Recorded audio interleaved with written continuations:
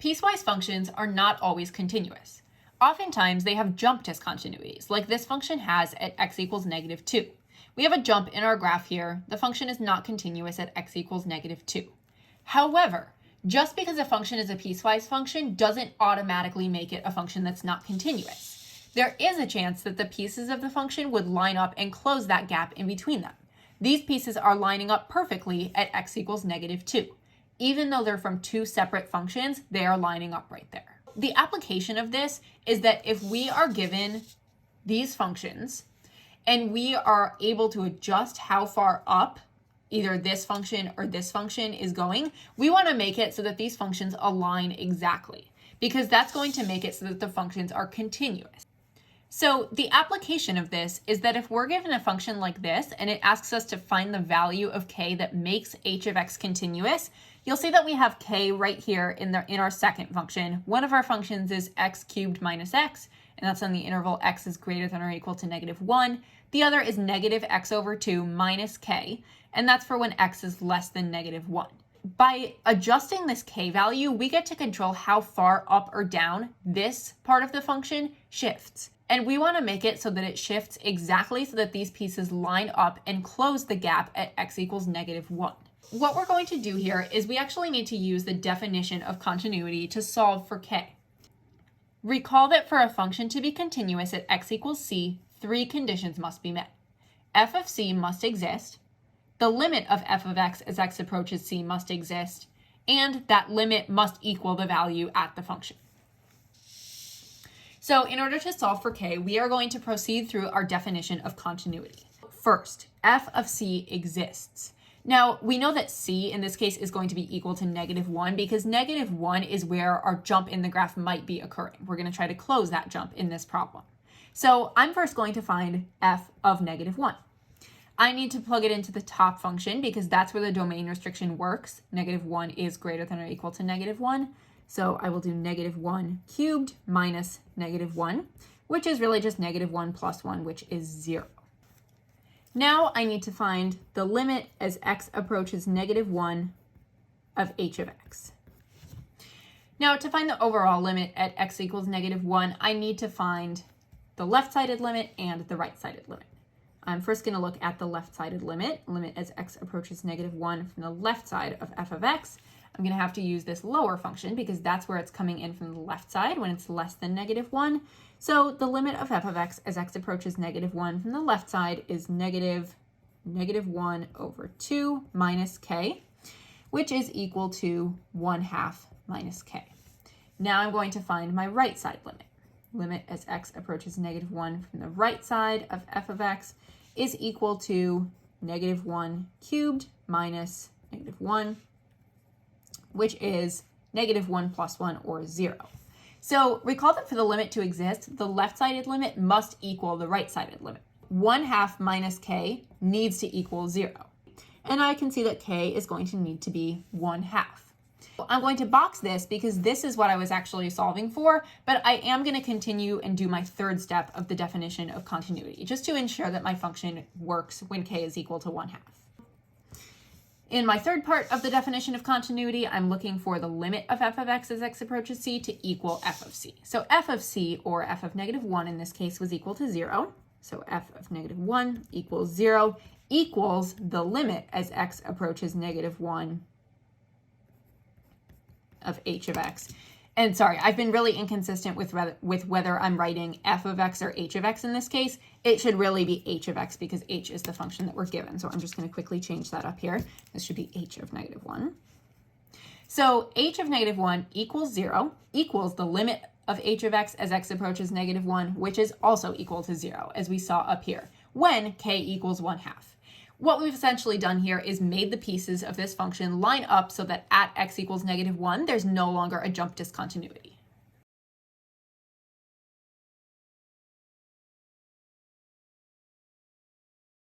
Here's another similar example. Find the value of k that will make f of x continuous at x equals 5.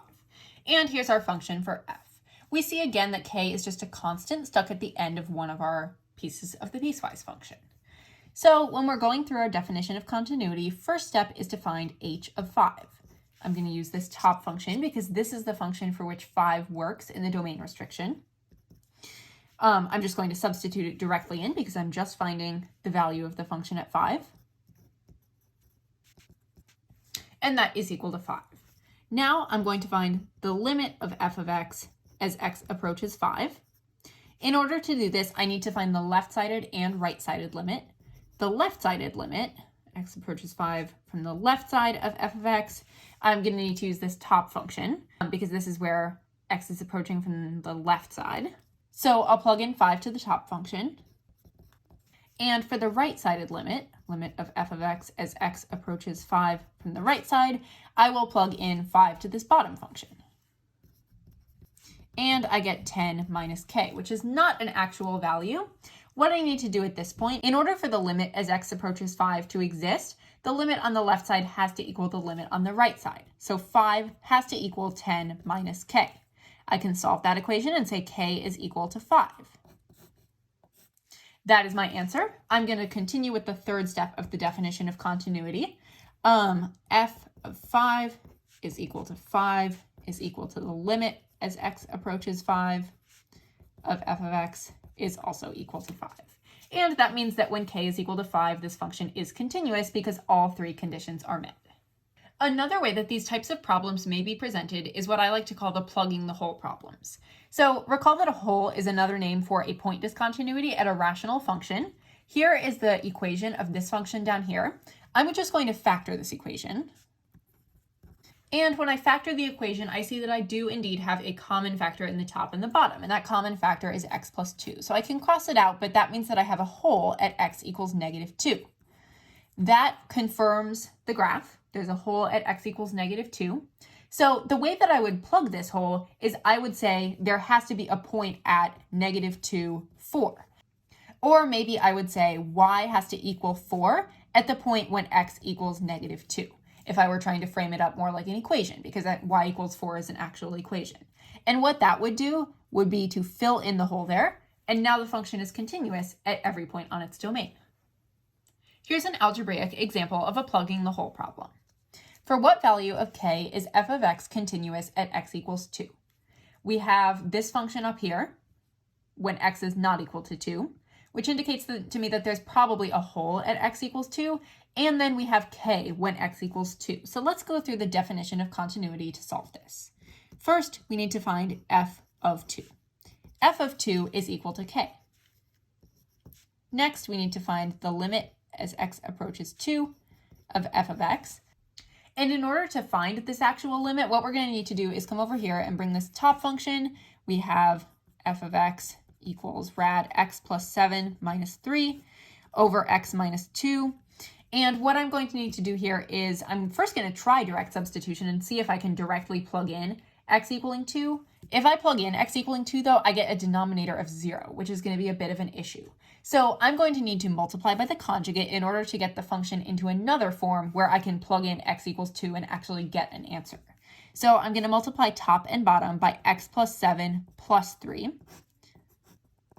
And now I just multiply straight across. And I'm going to leave the denominator in factored form. And I'm seeing that I have a hole at x equals 2 because there's a common factor at x minus 2. So I have a hole at x equals 2, and that means that my new function, I have f of x is equal to 1 over rad x plus 7 plus 3. At this point, I can find the limit as x approaches 2. So I'm going to find the limit as x approaches 2 of 1 over rad x plus 7 plus 3. Now I can use direct substitution. 1 over rad 2 plus 7, or rad 9, which is just 3. So 1 over 3 plus 3, which is 1 over 6. So that's my limit as x approaches 2. Turns out I didn't need to find the left-sided and right-sided limit in this case. But in part 3 of my definition of continuity, recall that the actual value of the function at 2 has to equal the limit of f of x at 2. So the limit of f of x as x approaches 2 is 1/6. And the actual value is k. And I've actually just solved my problem here. I've found the value of k that will make f of x continuous at x equals 2. Here's another plugging the hole example. we need to find the value of k that will make f of x continuous at x equals -8. First is to find f of -8. F of -8 is equal to k. Next is to find the limit of f of x as x approaches -8. So in order to find the limit, I can't look at what the value actually is because there's a chance that there could be a point discontinuity, and this is just a point above the graph. I need to find the limit of this function up here, because even though this is when x is not actually equal to -8, it's when x is equal to 7.99 and 8.01, and those are the values that I really care about. What does x look like it's approaching?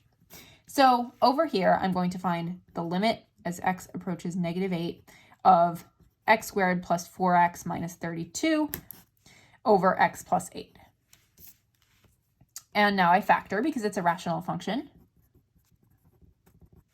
And I see that I do have a hole at x equals -8. And my new function, I'm trying to find the limit as x approaches -8 of x minus 4. This is much easier. I can now use direct substitution. -8 minus 4 equals -12. So the limit of f of x as x approaches -8 is -12.